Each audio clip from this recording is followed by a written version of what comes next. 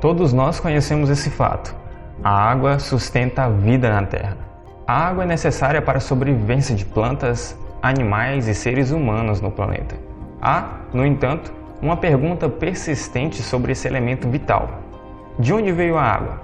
Originou-se de cima, de baixo ou de fora da Terra? Sou Victor Andrade e seja bem-vindo a mais um quadro de Ciência Surpreendente. No vídeo de hoje, vamos descobrir qual é a origem da água na Terra.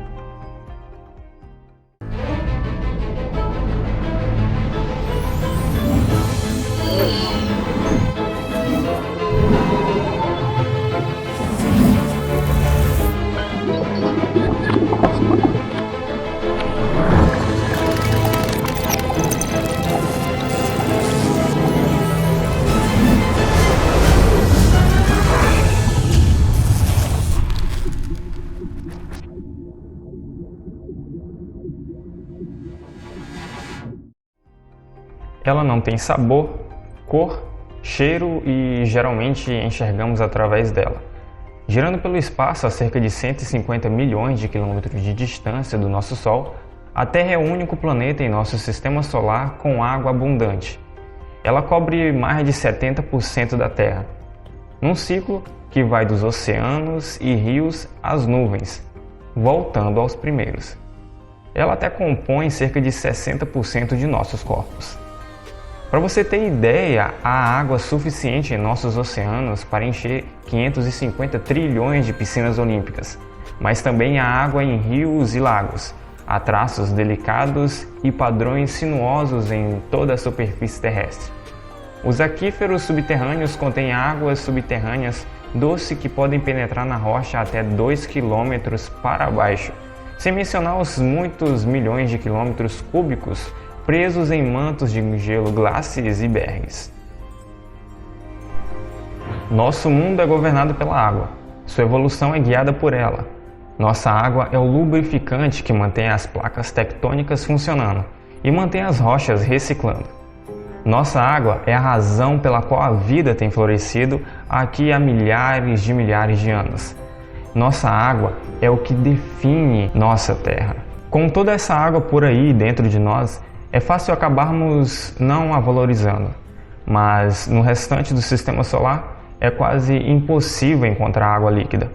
Então, como em nosso planeta há tanto dessa substância e de onde ela veio?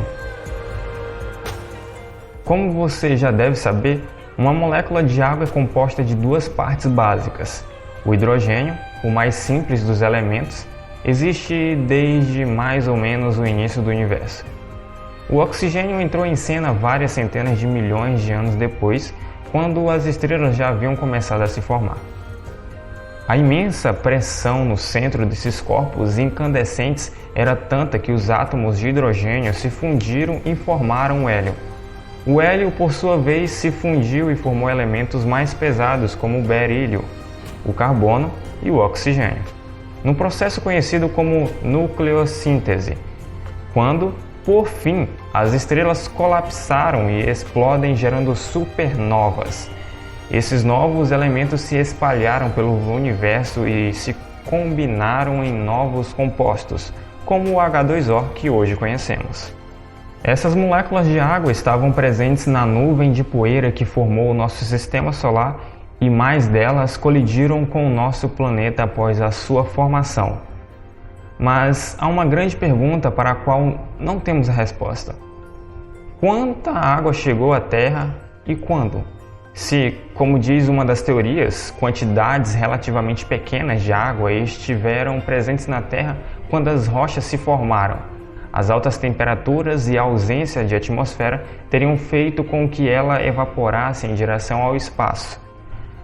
A água não teria conseguido permanecer no planeta até centenas de milhões de anos depois, quando nossa primeira atmosfera se formou, num processo chamado de desgaseificação. Isso aconteceu quando a rocha derretida no núcleo da Terra liberou gases vulcânicos na superfície, criando uma camada capaz de impedir que a água escapasse. Então, como a água voltou ao planeta?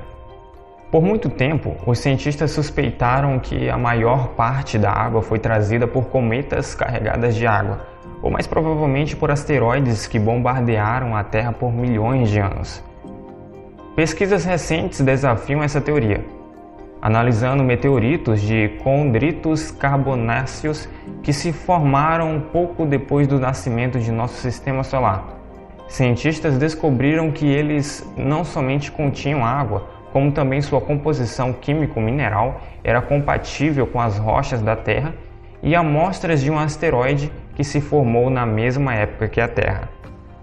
Isso sugere que a Terra talvez tenha acumulado uma quantidade significativa de água no início, que não evaporou, apesar da ausência de atmosfera, mas que asteroides podem ter trazido mais e mais água durante eras. Se isso for verdade, talvez a vida tenha se formado bem antes do que se pensava. Então, não sabemos com absoluta certeza se a água na Terra veio de sua formação inicial, de impactos posteriores ou da combinação de ambos. Seja como for, a água de nossos chuveiros, fontes de água potável e torneiras é algo que não veio simplesmente de um lago ou rio próximo, mas aqui passou primeiro por uma caótica jornada cósmica que chegou aqui. Evidências sugerem que os planetas do Sistema Solar externo podem ter água em sua superfície ou em estado congelado. Entre trilhões de galáxias e planetas no universo, a água é o que torna nosso planeta único. Portanto, pense um pouco quando abrir a torneira da próxima vez. É isso! Você acaba de ter assistido uma resumida história do surgimento da água na Terra. Não se esqueça de curtir e se inscrever no canal. Deixe-nos saber o que você pensa aqui nos comentários. Vejo você no próximo vídeo.